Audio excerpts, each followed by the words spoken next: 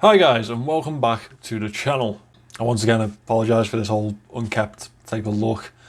I've got about 10 days left in this lockdown and I can finally get a haircut.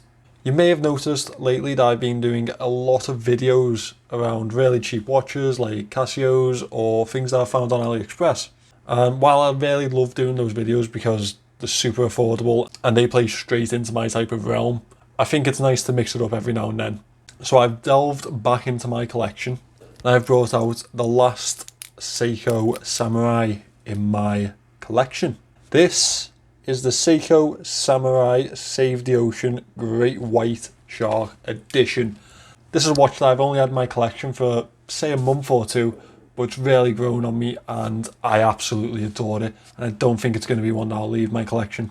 So let me tell you why I love this watch so much. Here's the review. I hope you enjoy, guys. So this is the Seiko Samurai Save the Ocean. This is the Great White Shark variant. It's otherwise known as the SRPD23. And as you can see, it's obviously a part of Seiko's Prospects line, just like all the other Samurais that I've reviewed. This sits on market at the moment around the £460 mark. They are still available on the open market, so you wouldn't have much of an issue getting hold of one of them. It's packed with a 4R35 movement. It's an automatic dive watch with 200 meters of water resistance. That is also ISO certified, so you can definitely trust this one to be diving with. So I'll get straight into the dimensions of this watch before we go any further.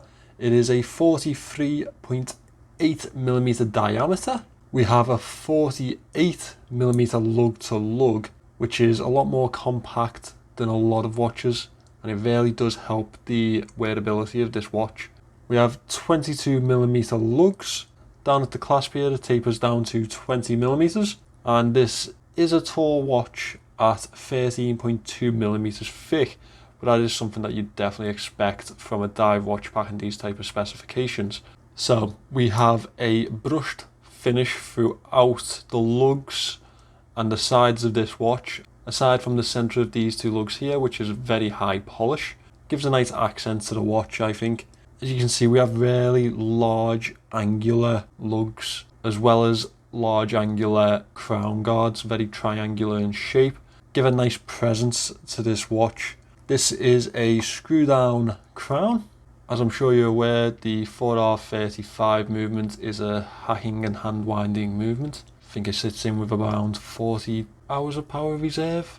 We also have a screw down case back here. It has the Seiko Great Wave in the centre, Seiko logo above it, and it says Divers Watch 200 meters, as well as the relevant model numbers and movement number that you'd expect on the back of a Seiko.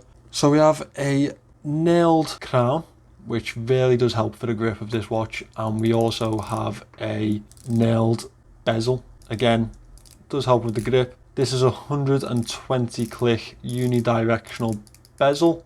We have an aluminium insert here with a grey and blue finish.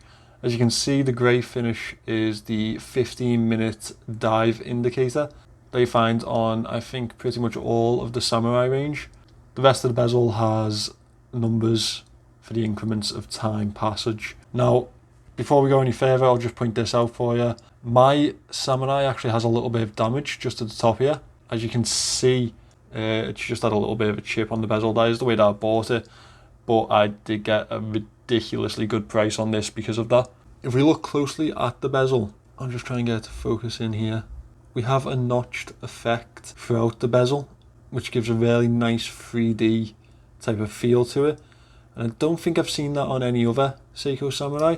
So that's a nice feature for this watch, something that makes it stand out from the entire range.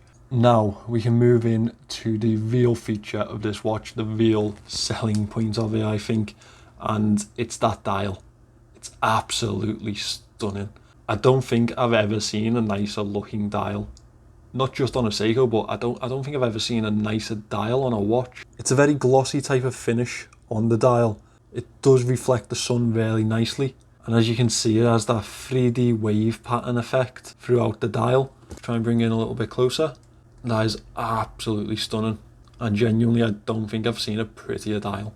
Everyone knows I'm probably a little bit biased towards the Seiko Samurai range. It's one of my favourite ranges from any watchmaker. I absolutely adore them, but I genuinely do think this is the nicest dial that Seiko probably produce at the moment, and it's probably the nicest dial that I've ever owned. I can't think of anything else in my collection that does something like this.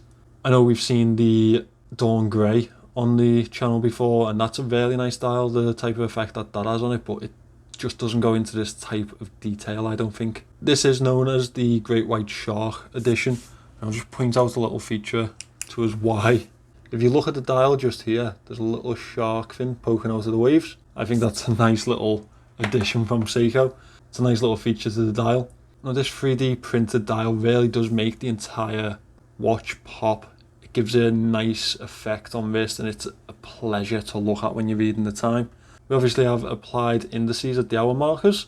They have a stainless steel effect border with loomed fills. We have a white date window at the 3 o'clock, and I think they've made a really good choice making that a white date window, because it really does stand with the rest of the dial and it flows with the design of this watch. The face is surrounded by a blue and white chapter ring with hour markers, second markers, and then I believe 5 increment markers in between each second. Really nicely detailed chapter ring. We have a monster style handset. It really sets off in a type of rocket shape when the hour and minute hand meet together. I love that about these watches. We again have a stainless steel effect on the hands, which flows with the indices around the dial. They are again filled with a Lumi Bright loom. I'll just insert the loom shot here for you guys. This is Seiko's proprietary Lumi Bright loom. So as you probably expect, it is a really good loom, lasts for a good time, and I'm quite happy with it at this type of price range. No complaints from me. Moving to the final section of this watch, we have a stainless steel bracelet. It's a brushed effect on the links. We do have a high polish finish at the very tip of each link and a high polish on the side, as you can see there. These are pin and collar links. You may have had some experience with that. I'll go into them at the end of the video. We have drilled lugs, which make changing this bracelet very easy. A lot of people like to go for a rubber bracelet on these. That's a very popular diving option, to be fair. I'll just open up the clasp here. So we have a pressed clasp, which isn't my favourite. We have a pressed clasp as well as this diver's extension here. Now I always have an issue opening these diver's extensions. They're never quite easy to do, but obviously very easy for when you're popping it over your wetsuit if you're going diving or swimming. And once finished, you can just pop it back over the link like that. Nice and easy. Then close it all back up and it's back to the normal size. We also have 4 micro adjusts on the side here, which makes sizing this to the perfect size actually quite easy, so I'll give Seiko that. Now I do have a couple of moans for this watch, and I don't want to be as easy going with it as I was with the Dawn Grey edition. That Dawn Grey is my baby. Anyone insults it and they've got me to answer to. But this one I'm a bit more comfortable in having a few moans at. So first of all, the Hardlex crystal. At £460, I think Seiko should really do a little bit better. Sapphire is a better option. It just is. And if you can get a £70 Chinese watch with a sapphire crystal in the same type of movement, I don't see why Seiko can't do the same. I understand that they don't in pretty much any watch at this price range, but it would be nice to see. It's just a bit of quality that I'd like to see them add. Now we have a press clasp, and again at this price range I'd like to see them do better. In fact, this entire bracelet I'd like them to do better at this price range. It's just a little bit of a letdown for me. I would probably swap this onto a rubber strap, and I think that'd be a nicer option for some people, because this bracelet isn't the best. Don't get me wrong, it's not the worst one that I've worn, and it's not the worst Seiko bracelet that I've worn either, but at this price range I'd like to see better. I'd like to see more comfortable. One thing that really grinds my gears on these watches is the crown. Now we have a polished outer edge on the tip of this crown and a brushed inner edge. So they obviously did do some work with it. They've obviously put some design into that. And look at the nailed effect, that's really nice. So why not sign it? It's not hard to do, and again, at this price range, that's something that you expect. I can't really think of many watches at this price range that don't have a signed crown. I mean, they've signed the buckle. I don't see why they haven't signed the crown also. The biggest thing that I don't like about these watches, and it's been an issue for me every time I've bought one, all 3 times, even with the Dawn Grey Samurai, it did me head in, changing the links out. Now obviously it's very adjustable, you can take out as many of those little links as you possibly want, and they've got those micro adjusts, which is good, but that pins and collar system is just a nightmare. And if anyone else has experienced it, I'm sure you'll agree with me. I'd much prefer to have the split pins, at least then they're easy to change out. I don't feel like those pins and collars are very user friendly, unfortunately. Just get a little aerial shot for you. This is how good that dial looks at a distance, and this is the Seiko Samurai on wrist. I have quite thin wrists, but because of that lug to lug distance, this watch fits me really well, and that's a really nice thing for someone with my wrist size, because divers watches are usually a nightmare for me.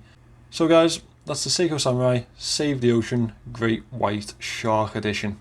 I also forgot to mention that the second hand has a little shark fin on there. Really brilliant design, this. Honestly, you don't know how gorgeous it is until it's in front of you. It's just brilliant. So these are now available on Watch Nation for just under £400, and I think that's a really good price for them. As I said, you're not going to find a nicer dial. I can't think of one. If you can, then please let me know. Obviously you have other options with the Seiko Samurais. They do have pretty much the exact same features, aside from the dial and aesthetics type of looks to them. And personally, I think it's one of the best watches at that price range at the moment, especially considering it's a Seiko, and that brand has really good connotations with the watch world. So guys, thanks for watching this video, and I'll see you in the next one.